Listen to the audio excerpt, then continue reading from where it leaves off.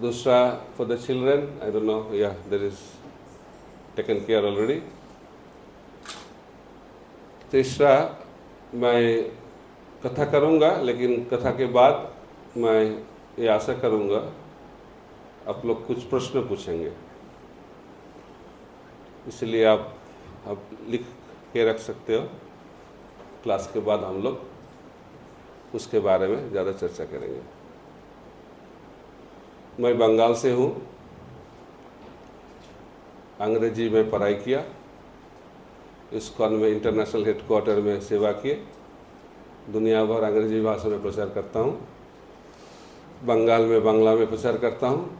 5-6 साल से उत्तर प्रदेश, राजस्थान में प्रचार करने का मौका मिला है, इसलिए मेरा हिंदी पता नहीं मैं कैसे बोलता हूँ, बोलने का कोशिश करता हूँ, तो कुछ गलती हो जाए तो पहले से ही माफ़ी मांग लेता हूँ। तो आज जो टॉपिक दिया गया है, कृष्ण भावनामृत हमारी ज़िंदगी में ज़रूरत क्यों है, इसका महत्व क्या है। तो भगवान कृष्ण भगवद गीता में बताते हैं अर्जुन को, मनमना भवो मद्भक्त मज्जाजीवं नमस्कुरु। भगवान बोलते हैं मेरे बारे में चिंतन करो, मेरा भक्त बनो। तो हम लोग बहुत सारे चीज़ भक्ति जीवन में करते हैं, धर्म जब हम लोग बोलते हैं कुछ चीज़ हम लोग करते हैं, धर्म का मतलब भगवान होना चाहिए, भगवान के मंदिर में जाना, पूजा करना, उसके बाद तीर्थ भ्रमण करना, धाम में जाना, पवित्र नदी में नहाना, वैष्णव को खिलाना, ये सब चीज़ करते हैं। ये भी धर्म है, लेकिन धर्म क्या है इसको जानने के लिए किसके पास जाना पड़ेगा? जो धर्म को जानते हैं उनके पास जाना पड़ेगा। धर्म कौन जानते हैं? भागवत में बताया गया है, महाजैन जन गतस्व पंथा। जो भगवान के उत्तम भक्त हैं, महाभागवत भक्त, उसके पास जाके प्रश्न पूछना चाहिए और उसके मुख से सुनना चाहिए। यही है धर्म। परीक्षित महाराज, उन्होंने सुखदेव गोस्वामी को प्रश्न पूछे। परीक्षित महाराज राजा थे, पूरा दुनिया का राजा, चक्रवर्ती सम्राट। उन्होंने जाके सुखदेव गोस्वामी के पास जाके प्रश्न पूछा। अर्जुन, वो भी राजा थे। तो हम लोग सोचते धर्म कौन करते हैं? जिसका कोई काम है नहीं दुनिया में, वो लोग जाके धर्म करते हैं, है ना। जिंदगी भर भोग करने के बाद अभी कुछ करने का है नहीं, तो चलो कुछ धर्म करते हैं, गीता भागवत सुनते हैं, पूजा करते हैं। इसलिए युवावस्था में भोग करना और अंत में क्या करना चाहिए? भगवान की सेवा करनी चाहिए, और उसके बाद क्या होने वाला है वो भी पता नहीं। तो जो धर्म के बारे में हम लोग आज चर्चा करने वाले हैं, वो भगवद गीता से हम लोग चर्चा करेंगे। तो धर्म का मतलब भगवान का चिंतन करना। मन किधर है, यही है धर्म। जब मन भगवान में लग जाएगा, जब चिंतन भगवान का होगा, उसको कहते हैं धर्म। ठीक है? तो कैसे होगा? सुनने के बाद ठीक है, मैं काल से चालू कर दूंगा, कृष्ण चिंतन का स्विच को ऑन कर दूंगा और 24 घंटा कृष्ण का चिंतन करूंगा। होगा? नहीं होगा। कैसे होगा? कौन सा चीज चिंतन हम लोग करते हैं? जिसके बारे में हम लोग बोलते हैं और जिसके बारे में हम लोग सुनते हैं, वही चिंतन होगा। श्रवणम कीर्तनम विष्णु स्मरणम पाद सेवनम अर्चनम वंदनम दास्यम सख्यम आत्मनिवेदनम। प्रहलाद महाराज सिखा रहे हैं श्रीमद् भागवत में किसका चिंतन करना चाहिए, किसका श्रवण करना चाहिए, किसका कीर्तन करना चाहिए। श्रवणम कीर्तनम विष्णु, भगवान के बारे में सुनना चाहिए, भगवान के बारे में बोलना चाहिए और भगवान का चिंतन करना चाहिए। तो आप बोलेंगे क्यों करेंगे, क्या जरूरत है करना? तो भगवान वो भी बताते हैं भगवत गीता में। भगवान बोलते हैं अंतकाले च मामेव स्मरन् मुक्ता कलेवरम ज प्रयाति स मद्भावम जाति नास्तत्र असंशय। भगवान बोलते हैं इस चीजों में कोई संशय नहीं है, कोई संदेह नहीं है। क्या? जो व्यक्ति शरीर छोड़ने के समय भगवान के बारे में चिंतन करेगा, शरीर छोड़ने के बाद उसको पुनर्जन्म नहीं लेना पड़ेगा, वो भगवान के पास पहुंच जाएगा। तो क्या करना चाहिए? भगवान बोल रहे हैं मरने के समय, शरीर छोड़ने के समय भगवान का चिंतन। अंतकाल है, ये सुन के लोग सोचते हैं भगवान तो अच्छा चीज बताया, जिंदगी भर तो करना नहीं चाहिए, अंतकाले करना चाहिए, मरने के समय। तो जिंदगी भर भोग कर लो, मरने से पहले थोड़ा भक्ति कर लो और मरने के टाइम चिंतन करते तो भगवान के पास पहुंच जाओ। अच्छा है ना? आइडिया कैसे लगा आपको? ये आइडिया से पूरा दुनिया अभी काम कर रहा है कि नहीं? वो नहीं होगा। क्यों नहीं होगा? एक छोटा सा कहानी बताऊंगा बिजनेसमैन का। इधर कितने लोग बिजनेसमैन हैं? हाथ उठाइए तो थोड़ा बिजनेस करते हैं। बढ़िया, आपके लिए नहीं बोल रहा हूं, ये कहानी बता रहा हूं शिक्षा प्राप्त करने के लिए। एक क्लॉथ मर्चेंट, इसका मतलब कपड़ा का व्यापारी, बहुत पैसा कमाया। उनका 2 बेटे थे। तो दोनों पुत्रों ने सोचा हमारा पिताजी इतना कुछ किया हमारे लिए, उनके लिए भी कुछ करना चाहिए। तो उन्होंने सोचा अभी पिताजी का उम्र हो गया है, वृद्ध हो गए हैं, तो उनको थोड़ा तीर्थ यात्रा कराते हैं, तीर्थ में घुमाते हैं। ये भारत का संस्कार है। तो दोनों ने एक साधु को बुलाया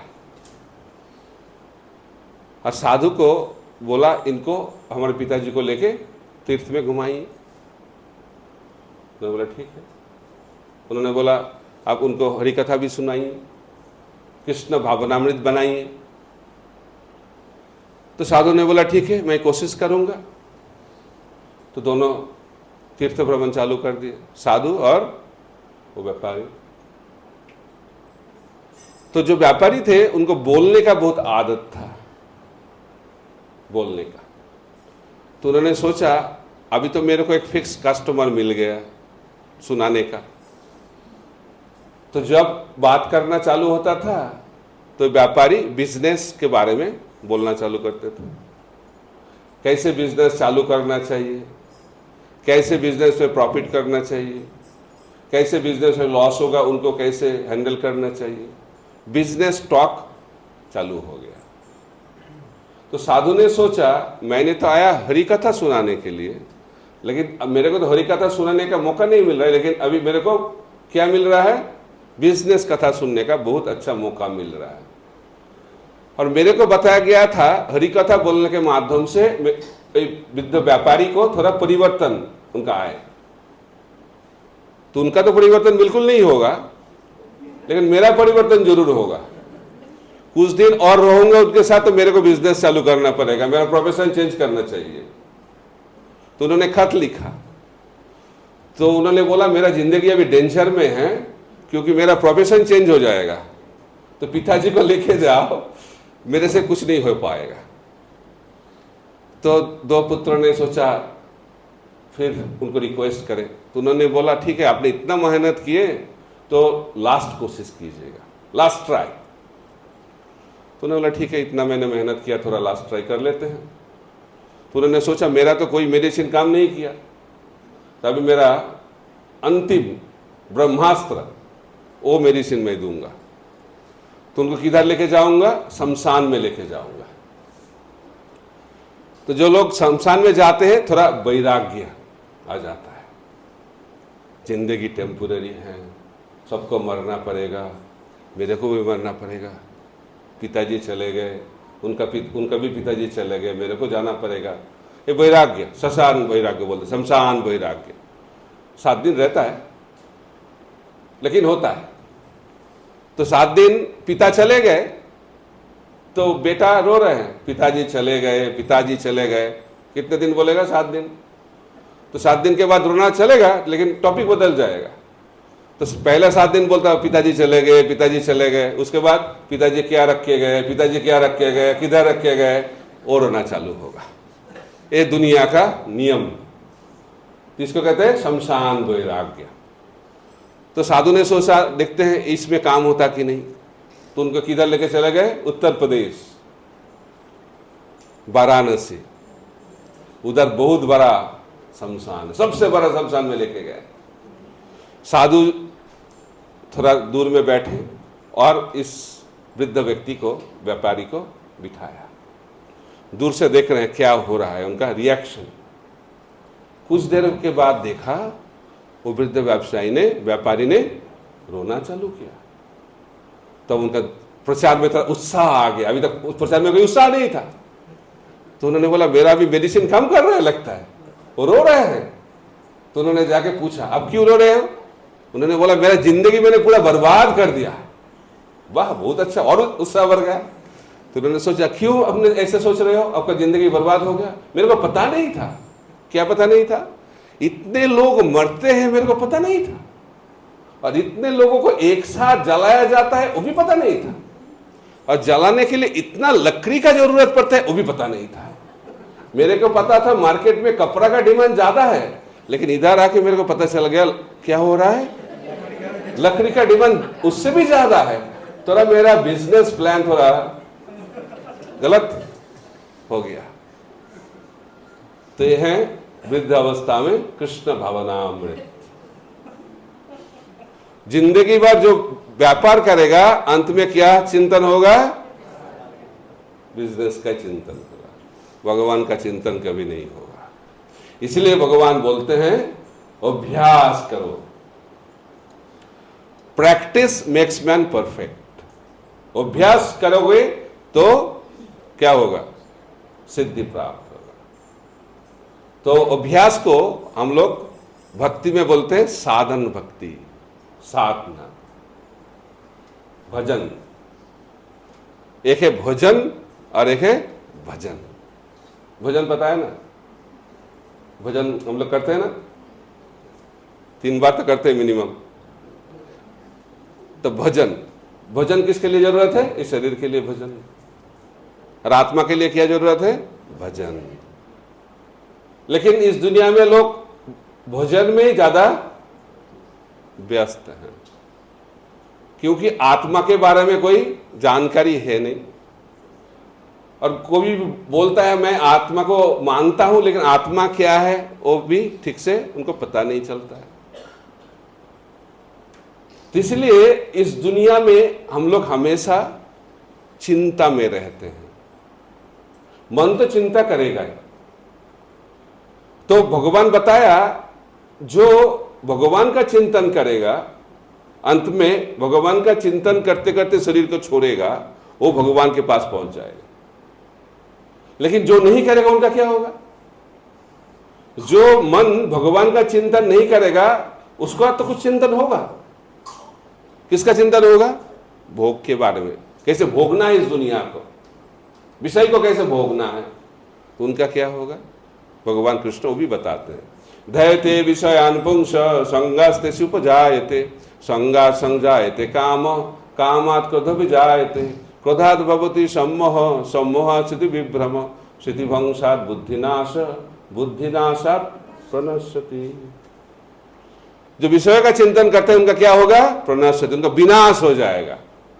विनाश का मतलब उसको मनुष्य जीवन कभी नहीं मिलेगा, वो नीचे चले जाएंगे। तो यह विषय चिंतन का फल। और जो भगवान का चिंतन करेगा उसका क्या होगा, वो ऊपर जाएगा। विषय चिंतन से डिमोशन, कृष्ण चिंतन से प्रमोशन। कौन सा अच्छा लगता है? प्रमोशन अच्छा लगता है। तो प्रमोशन प्राप्त करने के लिए हम लोग को क्या करना पड़ेगा? कृष्ण चिंतन करना पड़ेगा। इसलिए कृष्ण भावनामृत जरूरत है, ठीक है ना। वो तो अंत में होगा कि नहीं पता नहीं, भगवत धाम बोलते हैं, है कि नहीं पता नहीं, कृष्ण तो भगवान है, लेकिन बिल्कुल है क्या पता नहीं। एक बार प्रभुपाद जी को पूछा गया, प्रभुपाद जी अब कृष्ण कृष्ण करते हो, इन केस कृष्ण नहीं है तो क्या करोगे? प्रश्न पूछा गया, ये भगवान है नहीं तो क्या करोगे आप लोग? तो प्रभुपाद जी तो ब्रिलियंट थे, उन्होंने बोला भगवान नहीं है तो हमारा कोई समस्या नहीं, हम लोग आनंद में रहते हैं। उन्होंने बोला आप लोग क्या करते हो? उन्होंने बोला हम लोग जो भी करते हैं आनंद में करते हैं, जो चीज करते हैं आनंद में रहते हैं। हमारा पार्टी 4:30 बजे से चालू हो जाता है। वो लोग पार्टी सोचते हैं, आनंद का मतलब पार्टी है ना। विदेश में लोग सोचते हैं, अभी इंडिया में भी ऐसा ही हाल है। तो आनंद का मतलब क्लब में जाना, पार्टी में खाना पीना करना, नाचना, ये आनंद है। तो उन्होंने बोला आप लोग तो सैटरडे नाइट क्लब में जाके नाचते हो, खाते हो, पीते हो, आपका पार्टी हफ्ते में एक दिन। लेकिन हमारा इस्कॉन में पार्टी हर रोज होता है, और सिर्फ इवनिंग पार्टी नहीं, morning party, evening party, whole day party. हमारा पार्टी कब चालू होता है? मॉर्निंग पार्टी 4:30 बजे चालू हो जाता है ना, मंगल आरती, उसके बाद संध्या आरती, और बीच में बहुत सारा आरती चलती रहती है। तो हम लोग आनंद में हैं। देखिए भक्त लोग कितने आनंद में हैं, मुख को देख के आपको पता चल जाएगा, सब आनंद में है। और भगवान नहीं है तो हम लोग आनंद में है। हम लोग कार्य क्यों करते हैं, काम क्यों करते हैं? जो चीज करते हैं आनंद के लिए करते हैं, तो हम लोग आनंद में है। कोई लॉस है क्या? कोई लॉस नहीं।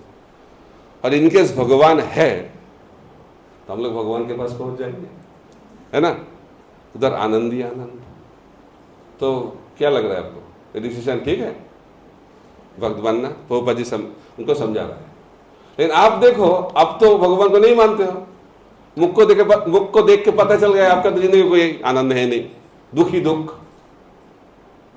तब भगवान को मानते नहीं हो लेकिन आनंद में नहीं हो, तो क्या फायदा? आप दुख में हो। और भगवान है तो क्या होगा मरने के बाद, वो भी सोचो, क्या हाल होगा आपका।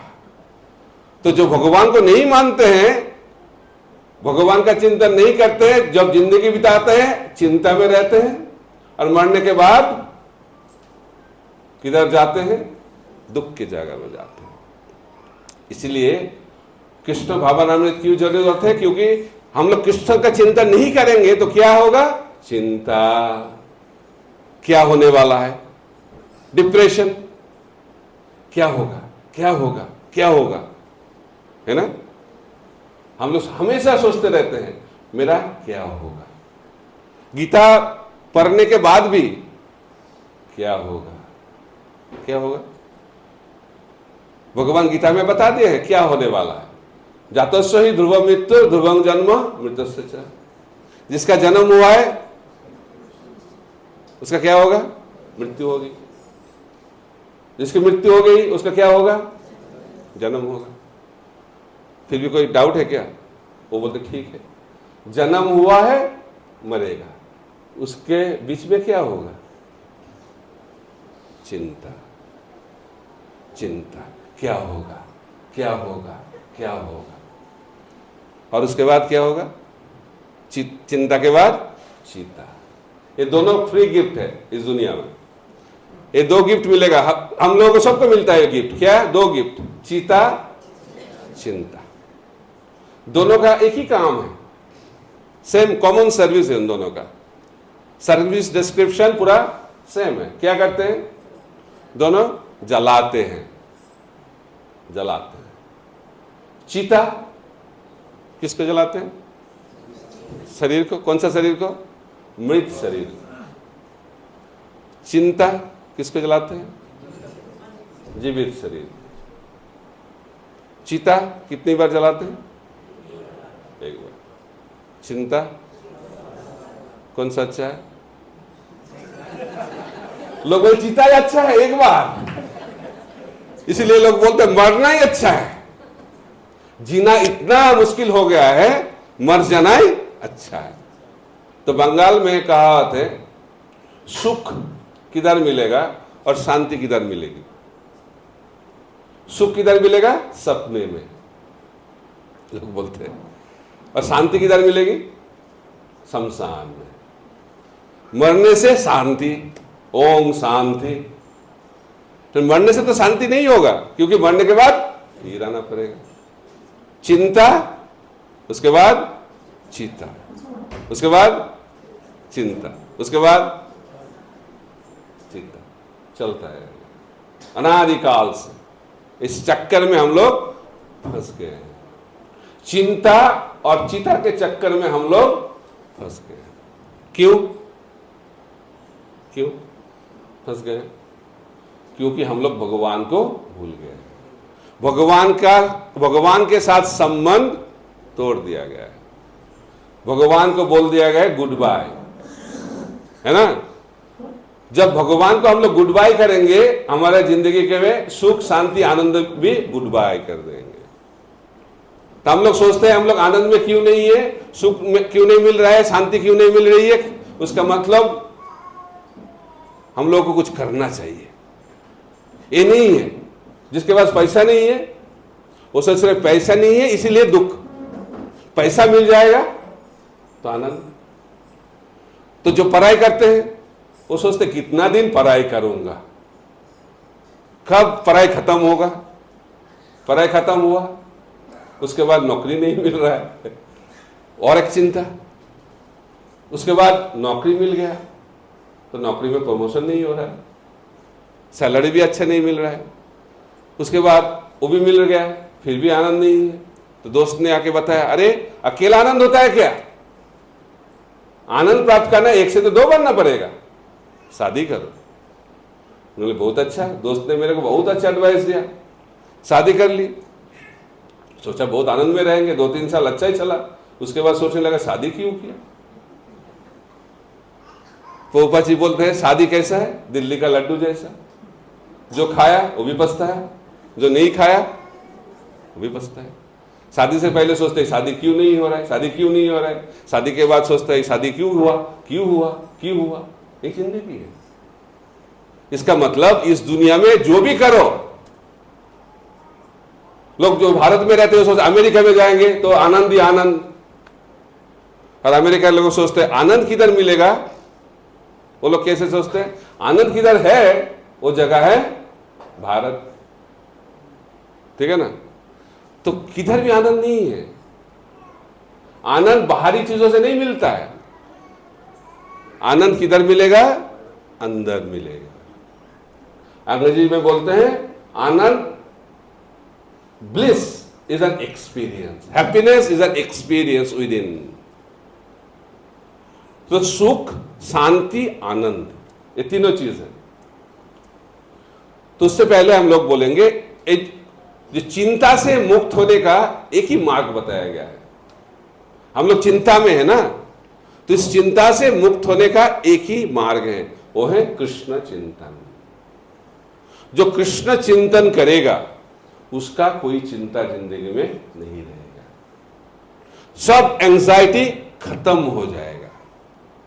वो बात भी भगवान भगवद गीता में बताते हैं। सर्वधर्मान परित्याज्य मामेकं शरणं व्रज अहं त्वां सर्व पापेभ्य मोक्षयिष्यामि मा शुचः। भगवान बोले सोचना बंद कर दो, मैं आपका रिस्पॉन्सिबिलिटी ले रहा हूं, कोई चिंता करने की जरूरत नहीं है। मा शुचः, लेकिन एक चीज करना पड़ेगा, सब कुछ छोड़ के मेरे शरण में आ जाओ। शरण में आ जाओ का मतलब क्या है? हाँ भगवान, मैं तो आपकी शरण में ही हूं। इसका मतलब क्या है? इसका मतलब भगवान सब कुछ का मालिक है, मैं कोई चीजों का मालिक नहीं हूं। इसको कहते हैं भगवान के चरण में शरणागति। ये बाहरी कोई चीज नहीं, मैं शरणागत हूं, मैं प्रणाम करता हूं, मंदिर आता हूं, दक्षिणा भी देता हूं, डोनेशन करता हूं, इसको शरणागति नहीं करते। शरणागति का मतलब हमारा जो मिसकंसेप्शन है, भ्रांत धारणा है जिंदगी में, हम लोग मालिक हैं, उसको छोड़ना पड़ेगा। तब बोलेंगे क्यों छोड़ेंगे? मैं मालिक हूं, मेरा घर का रजिस्ट्रेशन मेरे नाम पे हुआ है, देखिए डॉक्यूमेंट है, लीगल डॉक्यूमेंट। बैंक अकाउंट किसके नाम पे है? मेरे नाम पे। एटीएम कार्ड किसके नाम पे? मेरे नाम पे। डेबिट कार्ड, क्रेडिट कार्ड जो भी है मेरे नाम पे है, मैं मालिक हूं। क्या लग रहा है, कौन मालिक है? भगवान गीता में बताते हैं, भक्तारांग जगत तपसांग सर्वलोक महेश्वरम सुहृदांग सर्वभूतानां ज्ञात्तामांग शांतिमिच्छति। हम लोग बात कर रहे थे शांति किधर मिलेगी? शमशान में, लेकिन भगवान बोल रहे उधर नहीं मिलेगा। किधर मिलेगा? तीन चीज को हम लोग जब जान जाएंगे। पहला, भोक्तारांग जगत तपसांग, सब कुछ का भोक्ता भगवान है। तो बोलेंगे मैं भी भोक्ता हूं, लेकिन भगवान बोल रहे सर्वलोक महेश्वरम, मैं सब कुछ का मालिक हूं। इधर ही सबसे बड़ा प्रश्न आ जाता है।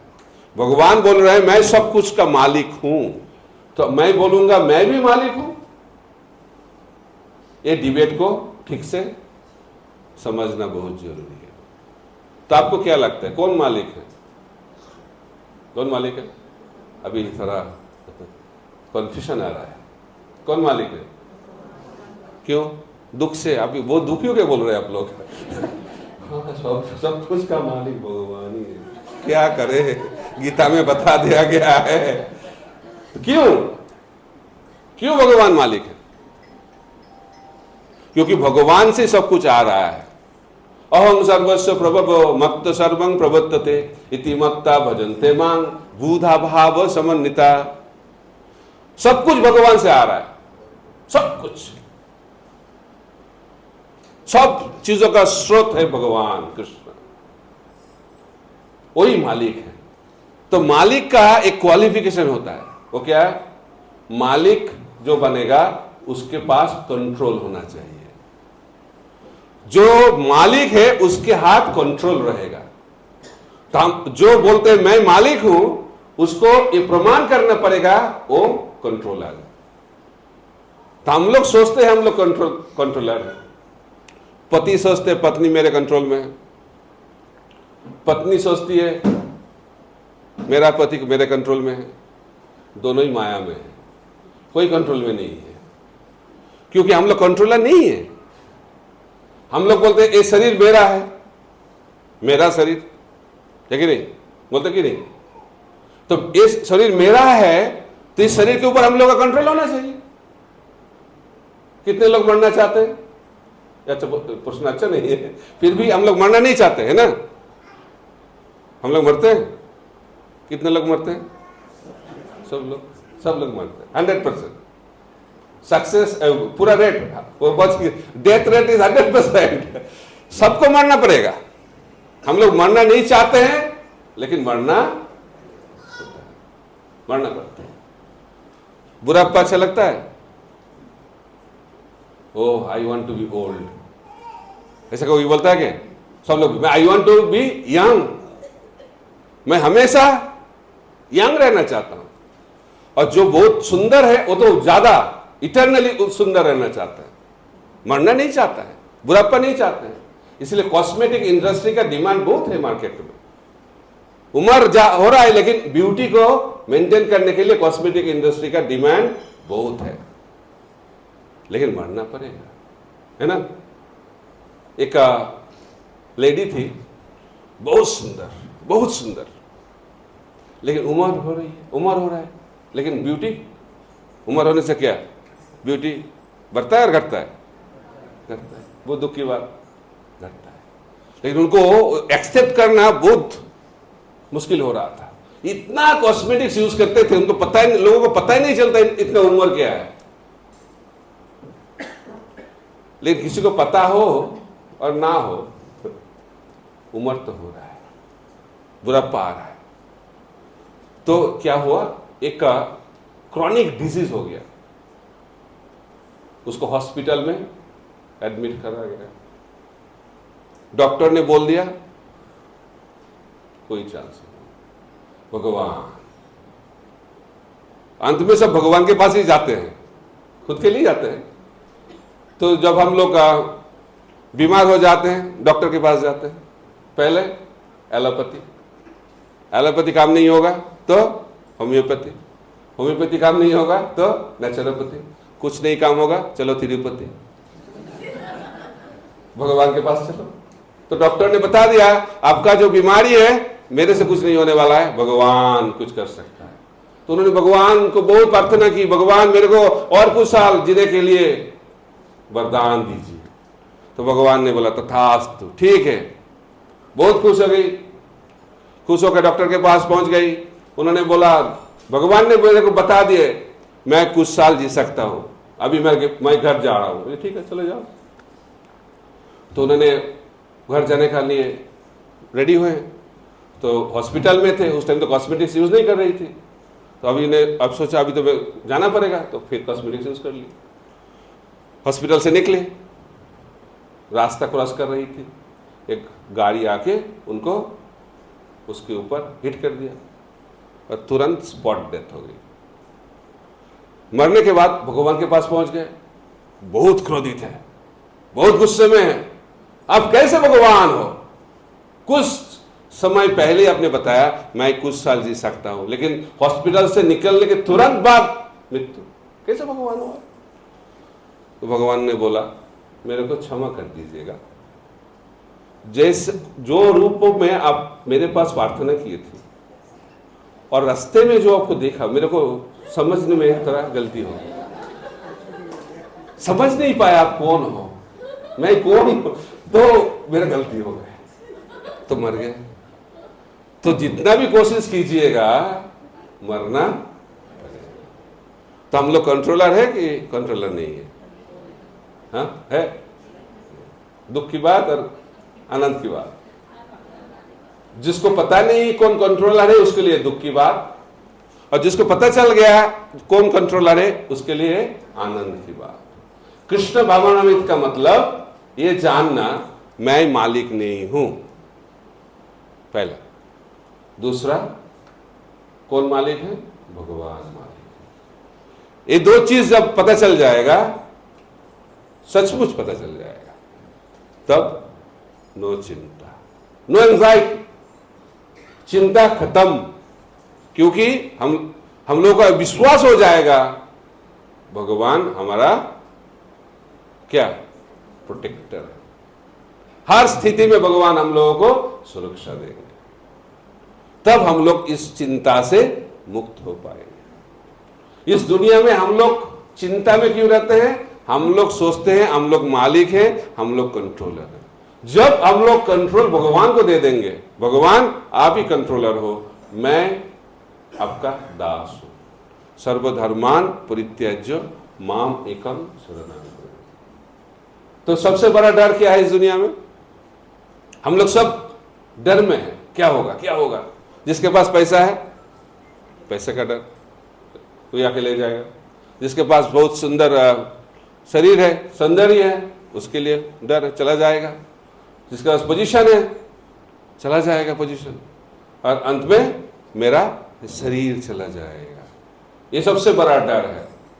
इसीलिए इस डर से हम लोग तब मुक्त हो जाएंगे जब हम लोगों को ये पता चल जाएगा हम लोग कंट्रोलर नहीं है, भगवान कंट्रोलर है, भगवान प्रभु हैं, हम लोग दास हैं। भक्ति विनोद ठाकुर हमारे परंपरा में एक महान आचार्य हैं, वो गाते हैं, जीव कृष्ण दास यही विश्वास कोरले तो आर दुख ना है। हम लोग सोचते हैं हम लोग दुखी क्यों है? ये नहीं, पैसा नहीं है, नौकरी नहीं है, शादी नहीं हो रहा है, बिजनेस में लॉस हो रहा है, प्रॉफिट नहीं हो रहा है, बहुत सारे कारण दिखाते हैं दुख के, लेकिन ये सब दुख का कारण नहीं है। दुख का कारण क्या है? कृष्ण बोली से जीव अनादि बहिर्मुख अतएव माया करे दया संसार दुख। हम लोग इस दुनिया में दुखी इसलिए है क्योंकि हम लोग भगवान को भूल गए। कृष्ण भूली, फॉरगेटफुलनेस ऑफ कृष्ण, कृष्ण विस्मृति, कृष्ण को भूल जाना, यही दुख का कारण है। और जब हम लोग को पता चल जाएगा हम लोग भगवान के दास हैं, तुरंत सब दुख खत्म हो जाएगा। इसको कहते हैं कृष्ण भवनामृत। ठीक है, तो उदाहरण अब बोलेंगे वो ये तो फिलोसॉफी है, प्रैक्टिकल होता है क्या? प्रैक्टिकल है तो हम लोग सब कुछ प्रैक्टिकल देखना चाहते हैं। तो पांडव, दापर युग का एक उदाहरण दूंगा, कलि युग का एक उदाहरण दूंगा। कब तक चलेगा? टाइम हो गया ना। तो पांडव लोग युद्ध कर रहे थे। कौन सा युद्ध? महाभारत, कुरुक्षेत्र में युद्ध कर रहे थे, भयानक युद्ध। लेकिन वो लोग आनंद में रहते थे, दिन में युद्ध करते थे और रात में पार्टी करते थे, आनंद, क्योंकि उनके लिए जीना मरना एक जैसा है। क्योंकि भक्त लोग बोलते हैं भगवान को, राखो भी मारो भी जो इच्छा तुम्हारा। वो तो जानते हैं उनका एक ही तो बिजनेस है, भगवान की सेवा। इस शरीर में रहेंगे तो भगवान की सेवा, मरने के बाद भगवान की सेवा, तो कोई चेंज नहीं है। तो चेंज से हम लोगों का डर होता है। जब हमारी जिंदगी में कोई चेंज नहीं रहेगा तो डर किसका? तो भक्त की जिंदगी में कोई चेंज नहीं आएगा, क्योंकि जीवेर स्वरूप है कृष्णेर नित्यदास। नित्यदास का मतलब परमानेंट पोजीशन, और इस दुनिया का सब पोजीशन टेम्पोररी, इसीलिए डर है ना। लेकिन कृष्णदास ये पोजीशन खो जाने का कोई डर नहीं है, क्योंकि ये नित्य है। ठीक है, तो पांडव लोग आनंद में रहते थे। भीष्म पितामह प्रतिज्ञा ले ली, क्या? काल सब पांडव को खत्म कर दूंगा। जब ये न्यूज आ गया किसके पास? कृष्ण के पास। इवनिंग टाइम में एक खबर पहुंच गया किसके पास? कृष्ण के पास। तो कृष्ण का चिंता चालू, एंजाइटी, अभी क्या होगा? भीष्म पितामह ने प्रतिज्ञा ले ली, तो कुछ तो करना पड़ेगा। वो पहुंच गए किधर? पांडव के पास। पांडव के शिविर में पहुंच गए तो पांडव लोग आनंद कर रहे थे। उन्होंने, आप आनंद कर रहे हो, आज का न्यूज मिला, ब्रेकिंग न्यूज।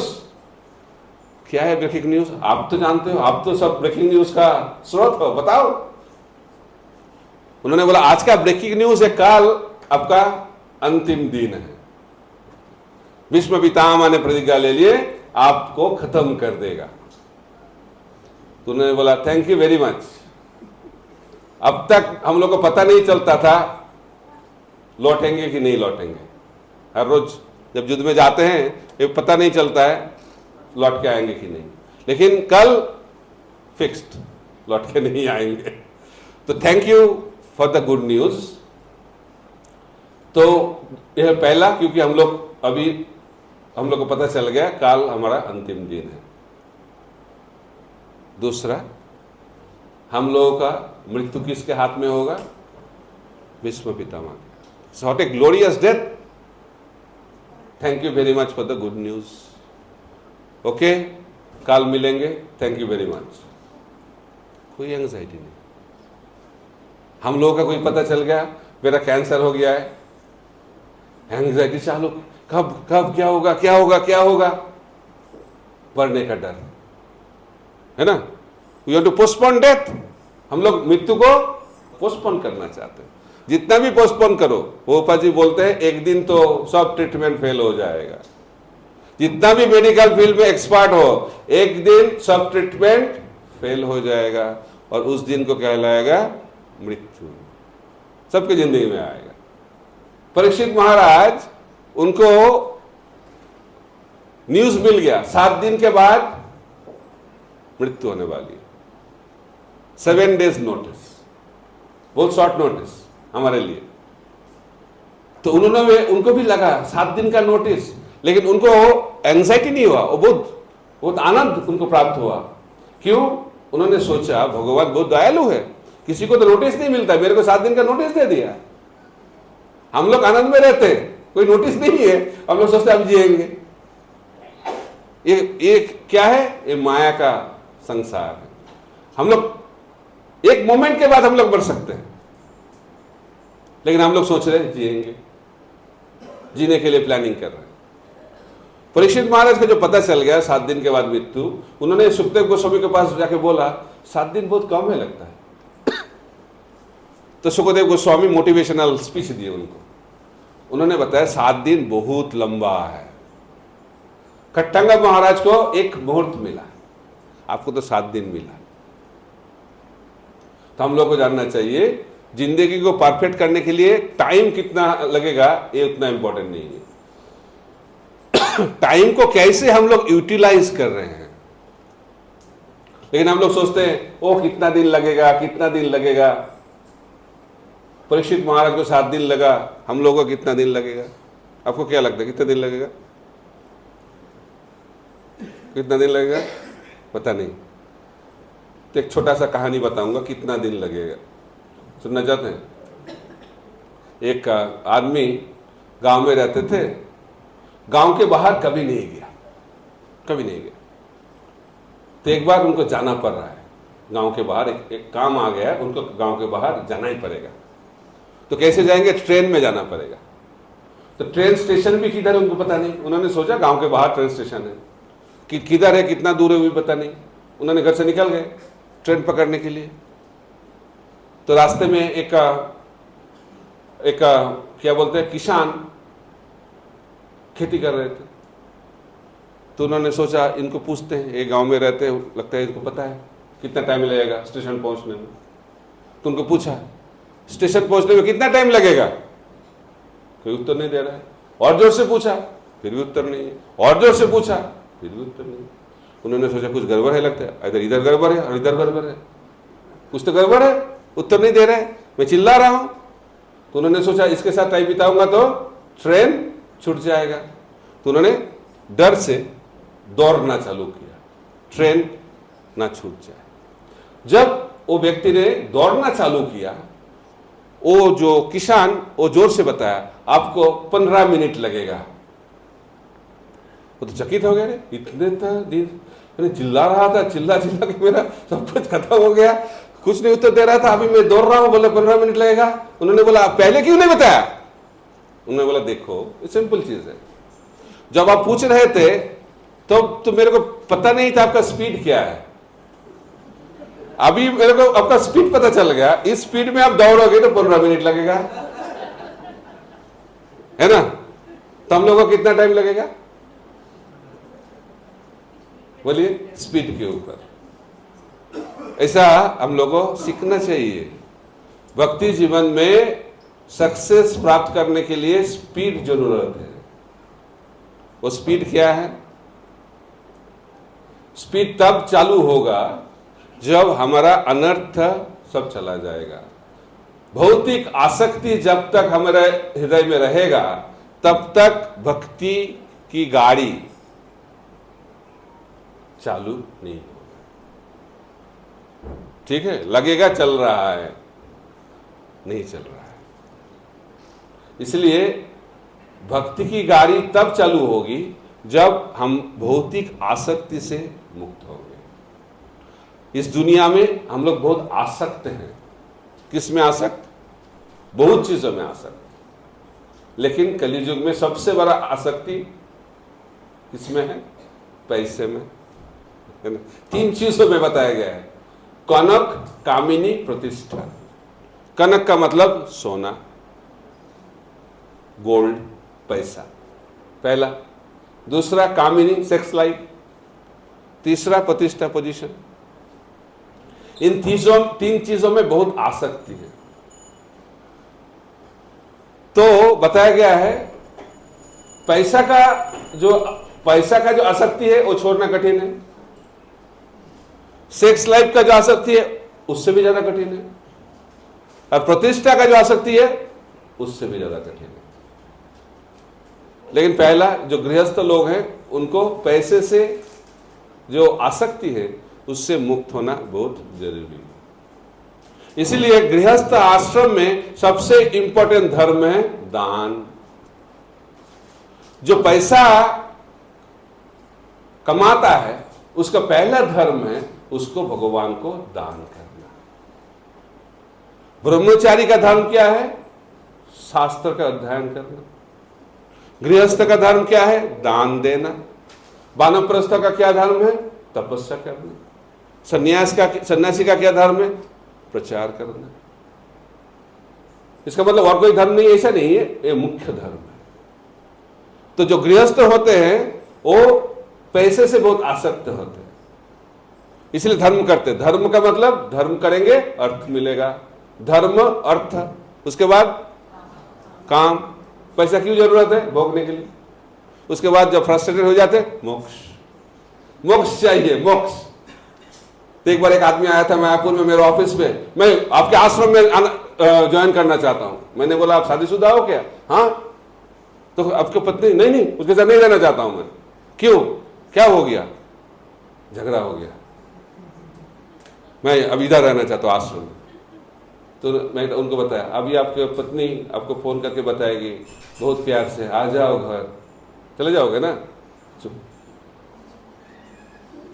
इसलिए हम लोग सोचते हैं ओ अभी तो झगड़ा हो गया, छोड़ देना चाहिए। भोग त्याग, भोग त्याग, भोग त्याग, दोनों एक ही चीज है। इसलिए भोग के माध्यम से भगवान को प्राप्त नहीं कर पाएंगे, त्याग के माध्यम से भी हम लोग भगवान को प्राप्त नहीं कर पाएंगे, क्योंकि हम लोग भोग भी नहीं कर सकते हैं, त्याग भी नहीं कर सकते। क्यों? कौन भोग कर सकता है? जो मालिक है। तो हम लोग तो मालिक है नहीं, तो कैसे भोग करेंगे? और जो मालिक है वो त्याग कर सकता है। मैं इसका मालिक तब तक करूंगा ना, मैं बोलूंगा रिजर्व बैंक ऑफ इंडिया में जितना पैसा मैंने त्याग कर दिया, मालिक हूं क्या? त्याग करूंगा। तो जो